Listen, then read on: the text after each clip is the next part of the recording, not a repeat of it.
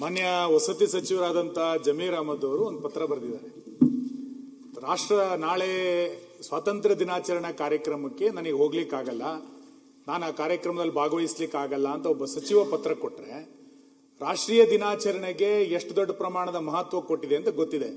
ನನಗೆ ಸಮಯದ ಅವಕಾಶ ಇಲ್ಲ, ರಾಷ್ಟ್ರೀಯ ದಿನಕ್ಕೆ ನಾನು ಬರ್ಲಿಕ್ಕೆ ಆಗಲ್ಲ ಅಂತ ಒಬ್ಬ ಸಚಿವ ಹೇಳಿದ್ರೆ ಅಂತ ಸಚಿವನ ಯಾಕೆ ಇಟ್ಕೋತೀರಿ? ಮತ್ತೆ ರಾಷ್ಟ್ರಧ್ವಜವನ್ನ ಆರಿಸ್ಲಿಕ್ಕೆ ಆಗದಷ್ಟು ದೊಡ್ಡ ವ್ಯಕ್ತಿತ್ವ ಯಾರ್ದಾಗಾರೆ? ಒಬ್ಬ ಸಚಿವ ಈ ರೀತಿ ಪತ್ರವನ್ನ ಕೊಟ್ಟಿದ್ದನ್ನ ಸರ್ಕಾರ ಅಕ್ಸೆಪ್ಟ್ ಮಾಡ್ಕೊಳ್ಳುತ್ತೆ ಅಂತಂದ್ರೆ, ನಾಳೆ ರಾಷ್ಟ್ರಧ್ವಜ ಸ್ವಾತಂತ್ರ್ಯೋತ್ಸವ ಆಚರಣೆ ಯಾರಿಗೋಸ್ಕರ? ಬಹಳ ದೊಡ್ಡ ದೊಡ್ಡ ಸ್ವಾತಂತ್ರ್ಯ ಆಚರಣೆಯನ್ನು ಮಾಡ್ತಾ ಒಬ್ಬ ಸಚಿವ ಪತ್ರವನ್ನು ಅಧಿಕೃತವಾಗಿ ಕೊಟ್ಟಿದ್ದಾರೆ, ನಾನು ಹೋಗಲ್ಲ, ನನಗೆ ಸಮಯದ ಅವಕಾಶ ಇಲ್ಲ ಅಂತ. ಅದನ್ನು ಮುಖ್ಯಮಂತ್ರಿಗಳು ಒಪ್ಕೊಳ್ತಾರೆ, ಬದಲಾಯಿಸ್ತಾರೆ ಅಂತಂದ್ರೆ ಏನ್ ರಾಷ್ಟ್ರೀಯ ಧ್ವಜಕ್ಕೆ, ರಾಷ್ಟ್ರೀಯ ಆಚರಣೆ ಗೌರವ ಇಲ್ಲೇನಾ?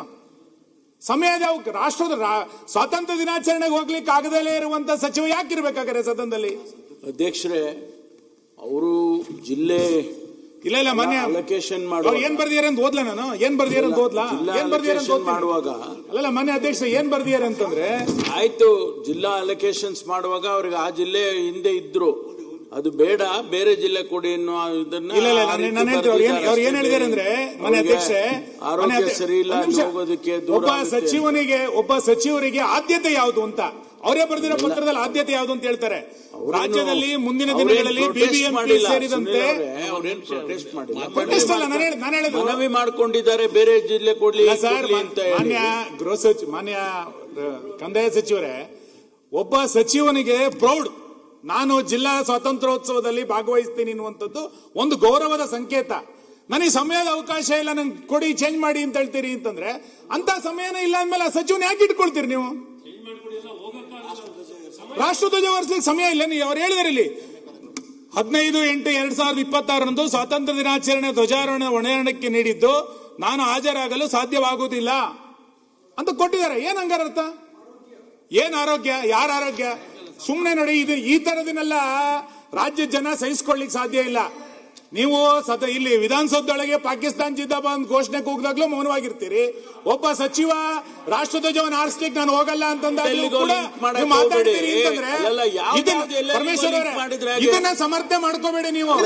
ಇಂಥ ಸಚಿವ ವಜಾ ಮಾಡಿಯಲ್ಲ, ಯಾರು ಬೇಡ ಈಗ ಆ ಸಚಿವನ ಇಟ್ಕೊಳ್ಳಿ ಯಾರು ಹೇಳಿದ್ದಾರೆ? ಆ ಜಿಲ್ಲೆಗೆ ಬೇರೆಯವ್ರನ್ನ ಕಳಿಸ್ತೀವಿ. ಜಿಲ್ಲೆ ಬೇರೆ ಸರ್, ನೀವು ಉಸ್ತುವಾರಿ ಸಚಿವರನ್ನ ಚೇಂಜ್ ಮಾಡೋದಕ್ಕೆ ಒಂದು ವಾದ ಇಲ್ಲ.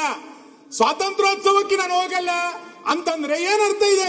ನಾಟ್ ಇನ್ ಪ್ರೊಟೆಸ್ಟ್ ಅವರು ಕೇಳಿರೋದು, ಅವ್ರು ಬೇರೆ ಆಲ್ಟರ್ನೇಟಿವ್ ಜಿಲ್ಲೆಗೆ ಹೋಗೋದಕ್ಕೆ ಅವ್ರಿಗೆ ಆರೋಗ್ಯ ಸರಿ ಇಲ್ಲ ಅನ್ನೋ ಕಾರಣಕ್ಕೆ ಆಗಲ್ಲ ಅಂತ ಹೇಳಿದ್ದಾರೆ ಅವರು. ಸಭಾಧ್ಯಕ್ಷರೇ, ಒಬ್ಬ ಸಚಿವರಾಗಿರೋರು, ಸಚಿವ ಸ್ಥಾನ ತಗೊಂಡಿರುವಂತವ್ರು ಒಂದು ಜಿಲ್ಲಾ ಉಸ್ತುವಾರಿ ಸಚಿವರನ್ನಾಗಿ ಅವ್ರು ಮಾಡಿದಾಗ ಸ್ವಾತಂತ್ರ್ಯ ದಿನದ ಅಂಗವಾಗಿ ಧ್ವಜಾರೋಹಣ ಮಾಡ್ಲಿಕ್ಕೆ ಅವರಿಗೆ ಸಮಯ ಇಲ್ಲ ಅಂತಂದ್ರೆ, ಇದು ಯಾವ ರೀತಿ ನಡವಳಿಕೆ? ನೀವೇ ಸಮರ್ಥಿಸ್ಕೊಳಕ್ಕಾಗತ್ತಾ? ನೀವೇನಾದ್ರು ಸಮರ್ಥಿಸ್ಕೊಳಕ್ಕಾಗತ್ತಾ? ಅಥವಾ ಅವ್ರ ರಕ್ಷಣೆಗೆ ನೀವು ಬರ್ಲಿಕ್ಕಾಗತ್ತಾ? ಇಂಥ ವ್ಯಕ್ತಿ ಒಬ್ಬ ಚುನಾಯಿತ ಪ್ರತಿನಿಧಿ ಆಗಿರೋನು, ಒಬ್ಬ ಭಾರತೀಯನಾಗಿರೋನು ಯಾರೂ ಈ ರೀತಿ ನಡ್ಕೊಳ್ಳಿಕ್ಕೆ ಸಾಧ್ಯವೇ ಇಲ್ಲ. ಅಂತ ವ್ಯಕ್ತಿ ನಮ್ಮ ಕರ್ನಾಟಕ ರಾಜ್ಯದ ಘನವೆತ್ತ ಸರ್ಕಾರದ ಒಬ್ಬ ಸಚಿವರಾಗಿ ಕೆಲಸ ಮಾಡ್ತಾರೆ ಅಂದ್ರೆ ಹೇಗೆ ನೀವು ಸಮರ್ಥಿಸ್ಕೊತೀರಾ? ನೀವು ಉಸ್ತುವಾರಿ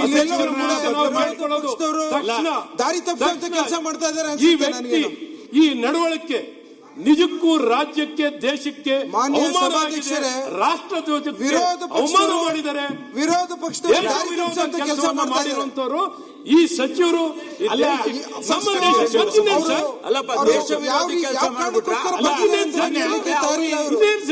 ಅವ್ರಿಗೆ ಏನೇ ಕೊಪ್ಪ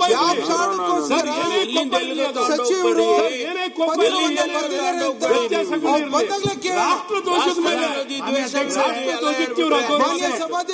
ಸಾರಿ ವಿರೋಧಿ ಅಲ್ಲ. ಮಾನ್ಯ ಅಧ್ಯಕ್ಷೆ ಸುನಿಲಣ್ಣ ಸರ್, ಮಾನ್ಯ ಅಧ್ಯಕ್ಷೆ, ನಾನು ಹೇಳ್ತಾ ಇರೋದು, ನೀವು ಉಸ್ತುವಾರಿ ಸಚಿವರನ್ನ ಬದಲು ಮಾಡಿದ್ದಕ್ಕೆ ನಮ್ಗೆ ವಿರೋಧ ಇಲ್ಲ.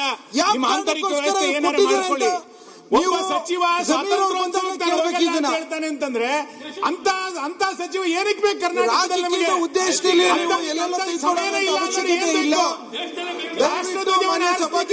ಇಲ್ಲ ಅನ್ನುವಂತ ಸಚಿವರು ಜಮೀರ್ ಅಹಮದ್ ಅವರು ಬಂದ ನಂತರ ದೇಶಕ್ಕೂ ಬೇಕು. ಅದನ್ನ ನೀವು ಮಾನ್ಯ ಅಧ್ಯಕ್ಷ, ಇಂಥದನ್ನ ಇದನ್ನ ಕರ್ನಾಟಕದಲ್ಲಿ ಸಹಿಸಿಕೊಳ್ಳಿಕ್ ಸಾಧ್ಯ ಇಲ್ಲ. ಈ ಪತ್ರನ ಸಮರ್ಥನೆ ಮಾಡ್ಕೊಳ್ತೀರಿ ಮುಖ್ಯಮಂತ್ರಿ, ನಾವು ಸಮರ್ಥನೆ ಮಾಡ್ಲಿಕ್ಕೆ ಆದರೆ ಸಚಿವರು ಇರ್ಬೇಕು. ಗೌರವದಿಂದ ಭಾಗವಹಿಸಬೇಕು.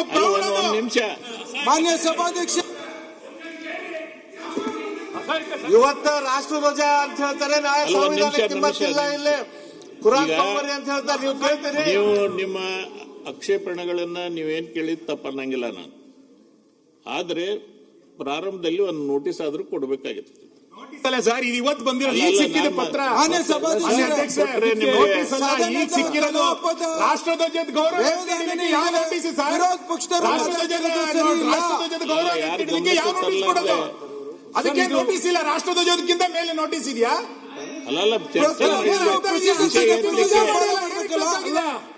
ಸರ್, ಇಡೀ ರಾಷ್ಟ್ರಧ್ವಜಕ್ಕೆ ಅಥವಾ ದೇಶಕ್ಕೆ ಮಾಡ್ತಿರೋಂತ ಅವಮಾನ ಸರ್. ನಿಮ್ದು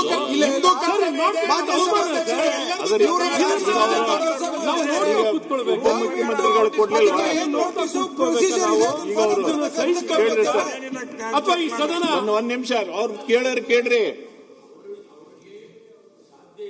ಅವ್ರು ಹೇಳ್ಕೊಂಡಿದ್ದಾರೆ. ಅವ್ರಿಗೆ ಅನಾರೋಗ್ಯ ಇದೆ, ನನಗೆ ಆರೋಗ್ಯ ಸರಿ ಇಲ್ಲ, ನಾನು ಹೋಗಕ್ಕಾಗೋದಿಲ್ಲ ಅನ್ನೋ ಅರ್ಥದಲ್ಲಿ ಅವರು ಬರೆದಿದ್ದಾರೆ. ಅದಕ್ಕೆ ಮುಖ್ಯಮಂತ್ರಿಗಳು ಆಲ್ಟರ್ನೇಟಿವ್ ಅರೇಂಜ್ಮೆಂಟ್ಸ್ ಮಾಡ್ತೀವಿ,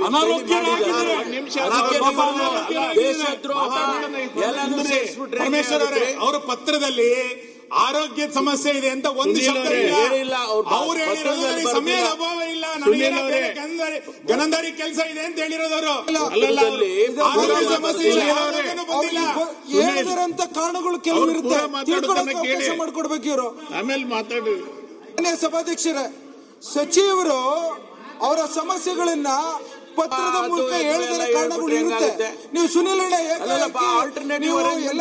ರಾಜಕೀಯ ಪರಿಸ್ಥಿತಿ ಸರ್ ಆಗಿದ್ರೆ ಅವ್ರ ಕಷ್ಟ ಅವ್ರು ಹೇಳ್ಕೊಂಡಿದ್ದಾರೆ. ಬೇರೆ ಆಲ್ಟರ್ನೇಟಿವ್ ಅರೇಂಜ್ಮೆಂಟ್ ಮಾಡಿ ಸ್ವಾತಂತ್ರ್ಯ ದಿನಾಚರಣೆ ಮಾಡ್ತಿರ್ಬೇಕಾದ್ರೆ ಅನಾರೋಗ್ಯರಾಗಿದ್ರೆ ಪೂರ ಕೇಳ್ರಿ ಡಾಕ್ಟರ್. ಅನಾರೋಗ್ಯವಾಗಿದ್ರೆ okay sir. ನನ್ನ ಪ್ರಶ್ನೆ, ರಾಷ್ಟ್ರಧ್ವಜಕ್ಕೆ ಆಲ್ಟರ್ನೇಟ್ ಮಾಡಬೇಡಿ, ರಾಷ್ಟ್ರಧ್ವಜ ಆರಿಸಲಿಕ್ಕೆ ಅಂತ ಸಮಯದ ಅಭಾವ ಇದೆ ಅಂದ್ರೆ ಸಚಿವನ ತೆಗಿರಿ ಆಲ್ಟರ್ನೇಟಿವ್. ಅದು ಬಿಟ್ಟು ನೀವು ರಾಷ್ಟ್ರಧ್ವಜಕ್ಕೆ ನಾವು ಸ್ವಾತಂತ್ರ್ಯೋತ್ಸವಕ್ಕೆ ಆಲ್ಟರ್ನೇಟ್ ಅದು ಜನ ಅಲ್ಲ, ಅದು ಆಲ್ಟರ್ನೇಟ್ ಅಲ್ಲ. ನಾವು ಆ ಆಲ್ಟರ್ನೇಟ್ ನಿರೀಕ್ಷೆ ಬಿಡಿ ಅಪ್ಪ, ಅದನ್ನ ಅಲ್ಲ ನಮಗ್ ಬಿಡಿ, ಅದನ್ನ ನಿಮಗ್ ಬಿಡೋದಲ್ಲ. ರಾಷ್ಟ್ರಧ್ವಜದ ಅಗೌರವ ಕೊಡಬೇಡಿ. ಇಡೀ ನಮ್ಮ ನಿಮ್ ಸರ್ಕಾರ ಯಾವುದೇ ಗೌರವ ಕೊಡುತ್ತೆ ಅಂತ ಹೇಳಿ, ನಿಮ್ ಸರ್ಕಾರ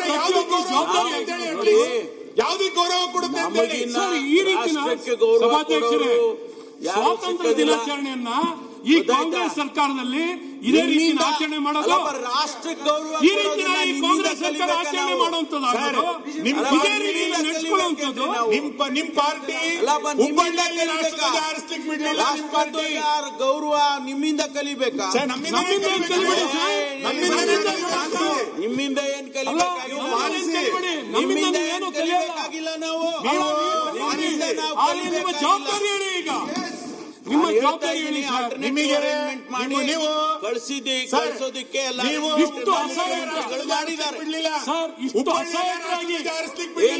ಇಷ್ಟು ಅಸಹಾಯಕವಾಗಿರೋ ಸರ್ಕಾರ ಇದು. ಈ ರೀತಿ ಸಮರ್ಥಿಸಿಕೊಳ್ಳುವಂಥದ್ದು ನಿಮ್ಗೆ ಉತ್ತರ ಕೊಡ್ಲಿಕ್ಕೆ ಆಗ್ತಿಲ್ಲ. ಈ ರೀತಿ ಎಲ್ಲ ಮಾತಾಡಿದ್ರೆ ನಿಮಗೆ ಉತ್ತರ ಕೊಡ್ಲಿಕ್ಕೆ ಆಗ್ತಿಲ್ಲ. ಸನ್ಮಾನ್ಯ ಉಪಮುಖ್ಯಮಂತ್ರಿಗಳೇ, ಇದು ಬಡತನ, ಇದು ಅಷ್ಟೇ. ಇದು ಈ ಉತ್ತರ ಕೊಡ್ಲಿಕ್ಕೆ ಆಗ್ತಿಲ್ಲ. ಏನ್ ಉತ್ತರ ಕೊಡೋದ್ರಿ? ಅಸಹಾಯಕವಾಗಿರೋ ಸರ್ಕಾರ ಇದು. ಏನ್ ಉತ್ತರ ಕೊಡ್ಬೇಕು ನಿಮ್ಗೆ? ಉತ್ತರ ಏನು? ಒಬ್ಬ ಮಂತ್ರಿ ಧ್ವಜಾರೋಹಣ ಮಾಡ್ಲಿಕ್ಕೆ ಹೋಗಲ್ಲ ನಿಮ್ಗೆ, ಶೇಕ್ ಹೋಗಲ್ಲ. ಅವ್ರಿಗೇನು ಆರೋಗ್ಯದ ದೃಷ್ಟಿಯಿಂದ ಆಲ್ಟರ್ನೇಟಿವ್ ಮಾಡಿದೀವಿ ನಾವು. ಸರ್ ಪರಮೇಶ್ವರ್ ಅವರೇ, ಈ ಪತ್ರದಲ್ಲಿ ನೀವೇ ಒಂದು ಬರ್ಬಿಡಿ ಆರೋಗ್ಯ ಸಮಸ್ಯೆ ಇದೆ ಅಂತ. ನೀವೊಂಚೂರು ತಿದ್ದುಪಡಿ ಮಾಡ್ಕೊಡಿ ಸರ್. ಆರೋಗ್ಯ ಅಂತ ತಿದ್ದುಪಡಿ ಮಾಡ್ಕೊಡಿ. ಏನ್ ಸರ್ ನೀವು ಆರೋಗ್ಯ ಯಾವ ಮಾಡೋಣ? ನಿಮ್ ಮಾನಸಿಕತೆಗೆ ಆರೋಗ್ಯ ಬಂದಿದೆ, ವ್ಯತ್ಯಾಸ ಆಗಿದೆ. ಈಗ